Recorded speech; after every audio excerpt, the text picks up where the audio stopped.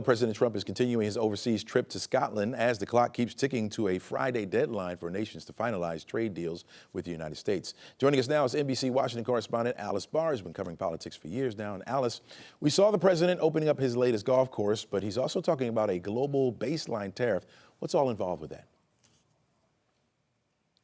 Yeah, good morning, Chesley. So he has been meeting with leaders of the UK and of the European Union and announced that new trade agreement with the EU. This is all coming ahead of a deadline this Friday when nations that have not reached their own trade deals are going to see higher tariffs come into effect. And the president said that he was going to be imposing what he called a global baseline tariff, a world tariff that he said would be somewhere in the 15 to 20% range, and that would just go out as sort of a blanket tariff for nations that have not reached an agreement. Again, the initial idea was to try to negotiate with everybody separate trade agreements, but that's not possible for the number of countries that are trade partners with the United States. So he's saying that's the approach for those that haven't inked some kind of agreement to this point.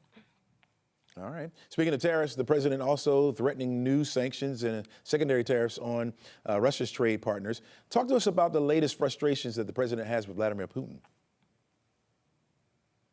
Yeah, he again voiced his frustration with Russian President Vladimir Putin, saying, quote, "Every time I think it's going to end, he kills people," talking about the fact that the level of violence, Russian attacks on Ukraine just has not let up. And President Trump in recent weeks has been much more vocal about his frustration that he felt that he was going to be able to persuade Putin to end this war, and it just has not happened. So now President Trump is promising to shorten his 50-day deadline for Putin to end the war in Ukraine. That is something President Trump had set not long ago, but he said he's going to make a new deadline now of about 10 or 12 days because he said there's no reason to wait. He has not seen any kind of progress toward a ceasefire and end to the Russian attacks. If there is no ceasefire in the next 10, 12 days, President Trump is threatening new sanctions and secondary tariffs on Russia's trade partners in an effort to really choke off the Russian economy. Gotcha. Finally, President Trump is breaking with Israel's prime minister over assessment that there's no starvation in Gaza. What's the White House doing to get food and aid out to this region?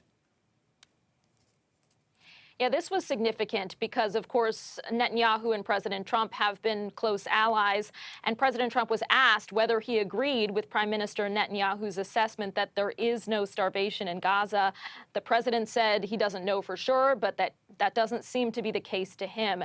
He said, quote, "Some of those kids, that's real starvation. I see it, and you can't fake that."